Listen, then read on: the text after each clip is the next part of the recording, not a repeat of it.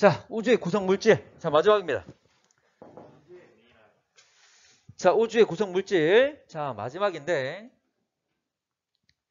자, 우주의 구성 물질 첫 번째로 중력을 미치고 있는 물질들.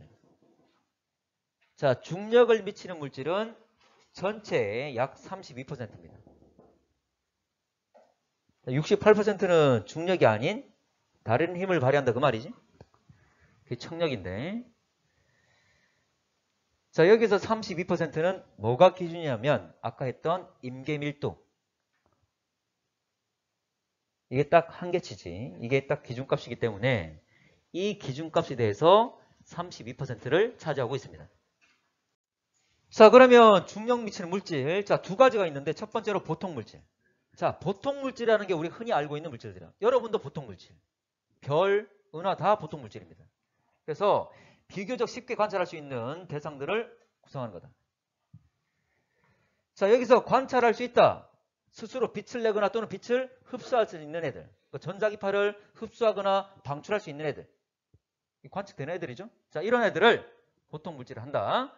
사람들을 비롯한 여러 가지 현재 보면 사물이 될 것이고 행성이나 별, 은하 등 자, 물질인데 자, 전자기파를 흡수하고 방출할 수 있는 애들. 그러니까 광학적으로 관측될 수 있는 애들을 말하는 거지. 자, 두 번째로 암흑물질, 암흑. 보여 안 보여? 시각적으로 보이지 않는다 그 말입니다. 광학적으로 보이지 않는 애들. 그래서 질량은 분명히 존재합니다.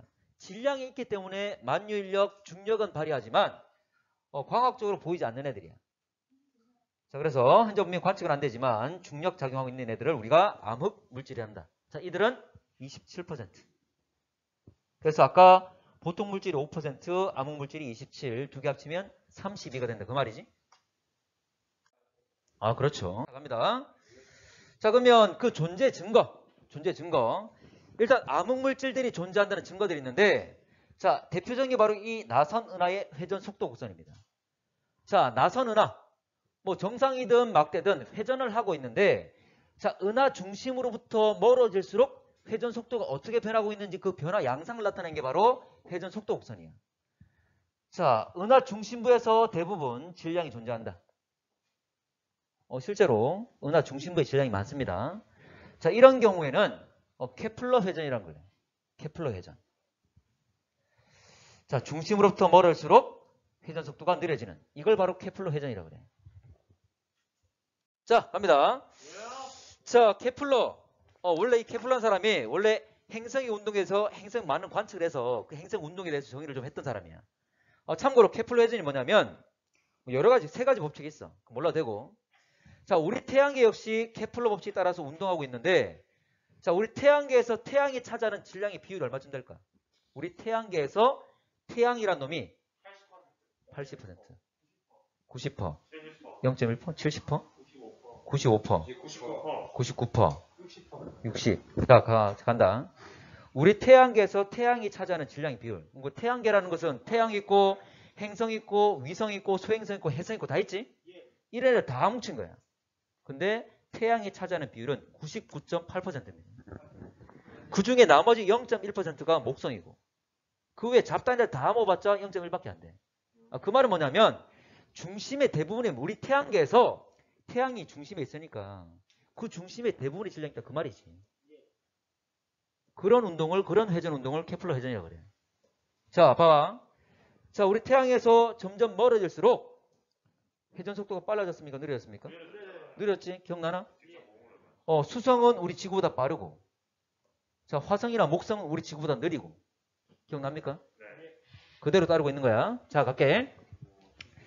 자, 그런데 자, 중심부에 원래 나선을 하면 중심부에 많은 물질들이 모여있기 때문에 케플러 회전하는 게 맞는데 실제로 측정을 해보니까 계속 떨어지는 것이 아니라 어느 정도 속도를 거의 일정 유지합니다. 이렇게 속도를 유지하려면 원래 원심력하고 만유인력하고 갖다 둬가지고 계산하는 게 있거든? 그럼 몰라도 되고 이렇게 물리적으로 계산하면 질량 가진 애들이 분명히 존재를 해야 된다는 거지. 중심부가 아니라 그 바깥 영역에도 많은 질량들이 존재해야지만이 이런 회전 곡선을 가질 수 있다 그 말이죠.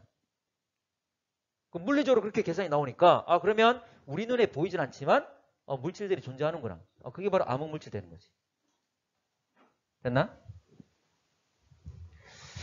자, 그림을 나타내면 이겁니다. 자, 나선 은하가 있고, 자, 오른쪽에 회전 속도 곡선인데 이거 나눠준 그림에 있지?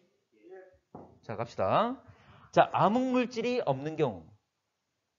암흑물질이 없다면 거의 보통 물질만 있다면 중심부의 물질들이 대부분 모여있다 그 말이지. 그랬을 때 이렇게 케플러 회전을 한다 그 말이야. 중심으로부터 멀을수록 속도가 떨어지는. 됐나? 근데 실제로는 이렇게 빨간색이 분포를 띈다는 거지. 뚝 떨어지는 것이 아니라 현재 보면 일정 속도를 가지고 있다. 그 말은 우리 눈에 보이지 않지만 질량을 가지고 중력을 발휘하는 물질들, 암흑물질이 있다 그 말이죠.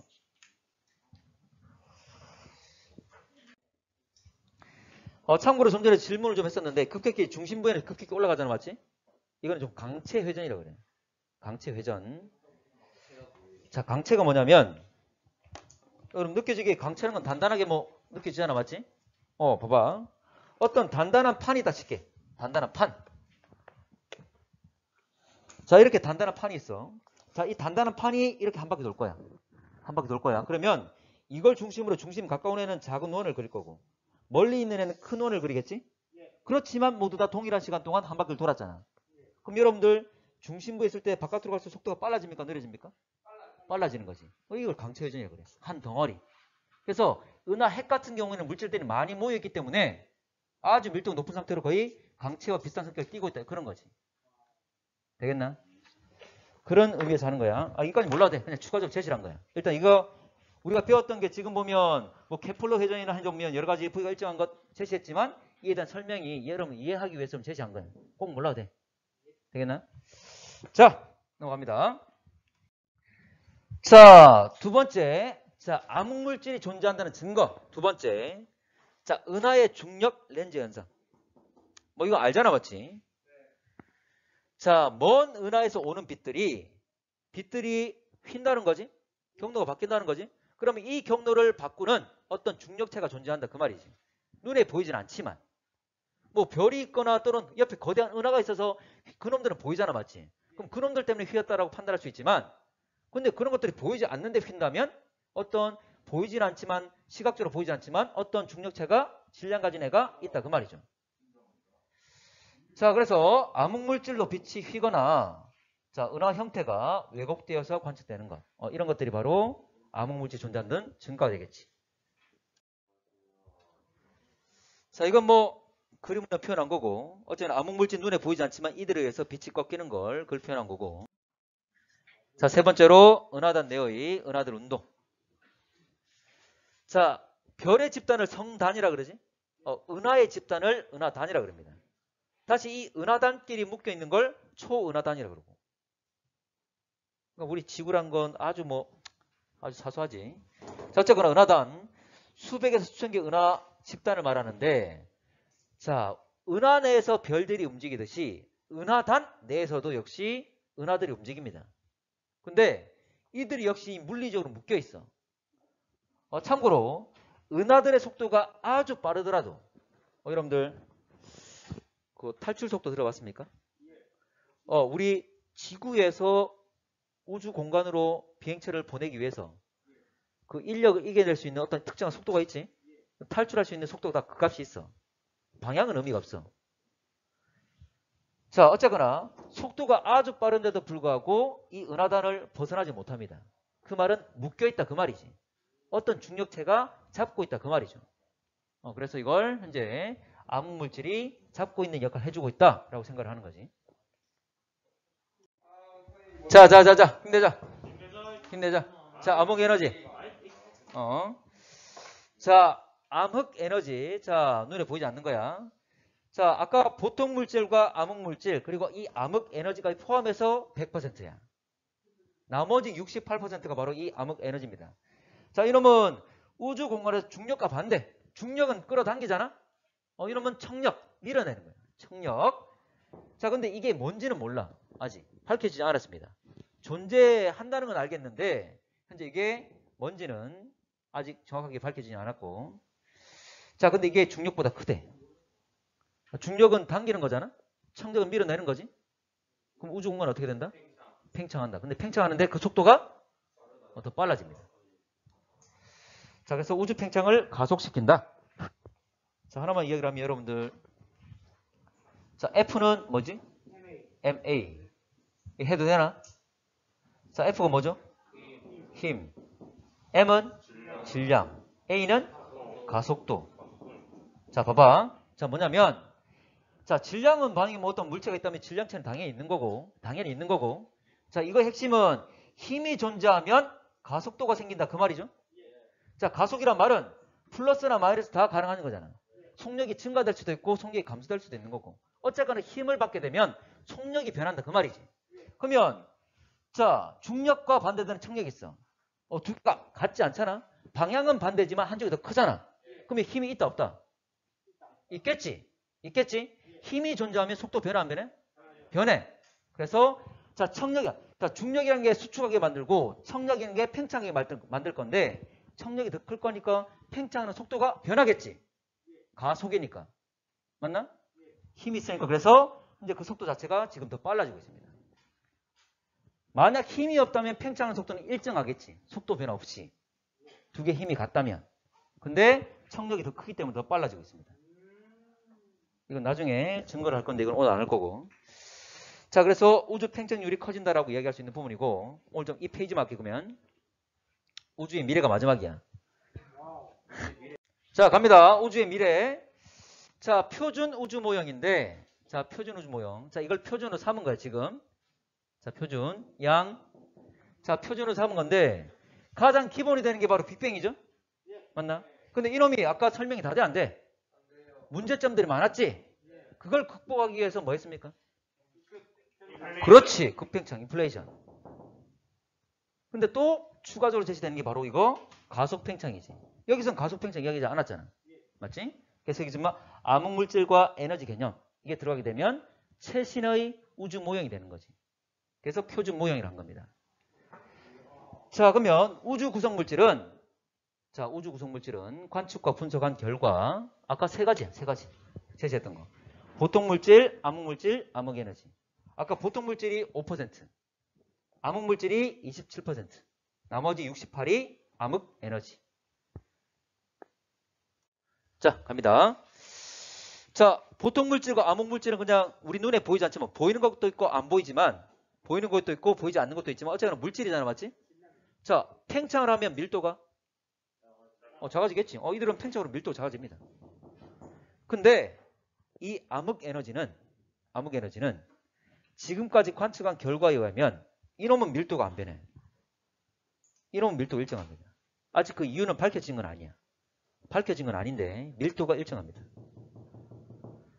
자, 그러면 이놈의 밀도가 줄어든다. 이놈 밀도가 일정하다. 누구의 영향력이 커지지? 이놈이. 맞지? 자, 이놈들은 재산이 줄어들고 있고 이놈 재산을 유지하고 있는 거잖아. 그럼 상대 얘가 부자가 되겠지, 상대적으로. 자, 그 말입니다. 상대적 비율이 늘어나고 있는데, 자, 밀도가 줄어든다는 말은 어쨌거나 물질들은 중력을 발휘하는 애들이었지. 근데 암흑에너지는 청력을 발휘하는 애죠. 그래서 이놈의 영향력이 점점 더 커지고 있다. 청력에 의해서 가속 팽창되는 걸 설명할 수가 있는 거지. 자, 이 그림은 우주 구성 성분들의 현재 보면 밀도 비율을 나타낸 건데, 밀도 변화를 제일 위에 있는 게 암흑 물질, 그 다음 점선이 보통 물질, 그리고 나머지가 암흑 에너지입니다. 시간이 지남에 따라서 암흑 물질과 보통 물질은 점차 밀도가 작아지고 있지. 왜냐하면 우주가 팽창하게 되면 이들의 밀도는 당연히 줄어든다는 거지. 그렇지만 암흑 에너지는 우주가 팽창하더라도 그 밀도가 일정하게 유지가 되고 있는 거지. 그래서 초기에는 가장 많이 차지하는 건 암흑 물질이었고, 현재 가장 많이 차지하고 있는 건 바로 암흑 에너지가 68%로 가장 많은 비율을 차지하고 있는 거지. 자, 그리고 그 다음이 암흑 물질이 27%, 보통 물질이 5% 차지하고 있는 걸 나타내고 있다는 것이. 자, 3번 가속 팽창의 증거. 자, 증거는 뭐냐면 초신성 1A 관측입니다. 자, 초신성이라는 것은 질량 큰 애들의 마지막 그 과정에서 폭발하는 거지. 자, 근데 1A 실제로 초신성은 1A, 1B, 1C, 2 뭐 여러 가지가 있습니다. 그들의 스펙트럼 양성에 따라서 이렇게 구분했는데, 초신성 1A 특징이 뭐냐면 일정한 질량에서 폭발을 하는 애들이야. 원래 쌍성을 이루고 있는 별에서 좀 더 지대한 큰 애가 빨리 진화를 하고 백색 외성에 도달했을 때 옆에 있는 다른 별로부터 흔히 강력한 인력에 의해서 물질들이 유입이 되고 1.44 태양 질량 정도가 되면 폭발을 하는 거야. 그래서 일정한 질량일 때 폭발할 거니까 그 폭발의 정도가 똑같은 거지. 그리고 초신성의 특징이 아주 광도가 크잖아. 그리고 광도가 크지만 이 광도 자체가 일정한 값을 유지한다는 거죠. 자, 광도는 진짜 밝기니까 절대 등급이 바로 마이너스 19.6 정도가 나옵니다. 근데 초신성 1A라면 이 광도 값이 일정하게 유지가 된다는 거지. 자, 그러면 만약에 초신성 1A가 만약 폭발해서 우리가 관측할 수 있다면 관측한다는 말은 바로 눈에 보였단 말은 겉보기 등급을 측정할 수가 있는 거지. 자, 그러면 눈으로 봐서 겉보기 등급이 나왔고 절대 등급은 마이너스 19.6으로 정해져 있기 때문에 겉보기 등급 스몰 m과 절대 등급 라지 m 두 개 값을 다 아는 거지. 이 두 개 값의 차가 뭐냐면 우리가 알고 있는 거리지수, 겉절이지. 거리지수. 결과적으로 계산하면 5log r-5라고 했습니다. 바로 r이 현재 보면 별은 이제 이 초신성의 거리가 되겠지? 거리를 알 수 있는 건데 결과적으로 거리를 잴 수가 있는 거야. 자, 그래서 초신성 1A를 관측하게 되면 이 초신성을 가지고 있는 그 은하의 거리를 잴 수가 있는 거지. 자, 이렇게 은하들의 거리를 쟀습니다. 아주 먼 거리까지, 아주 밝은 천체이기 때문에. 자, 근데 등속 팽창을 가정한 은하 거리보다 더 먼 거리에 위치한다는 거야. 이 초신성으로 멀리 있는 은하들의 거리를 쟀을 때, 자, 등속 팽창을 가정한다는 말이 뭐냐면 이거는 허블의 법칙 따라서 팽창을 따졌을 때를 말하는 거야. 자, 근데 허블의 법칙에 따른 그 실제로 예상한 거리보다 실제 거리가 더 멀다는 거지. 그 말은 더 멀리 있단 말은 더 멀리 간 거지, 더 많이 간 거지. 그 말은 동일한 시간 동안 더 빠르게 갔다 그 말이죠. 그래서 후퇴 속도가 더 크다 그 말이야.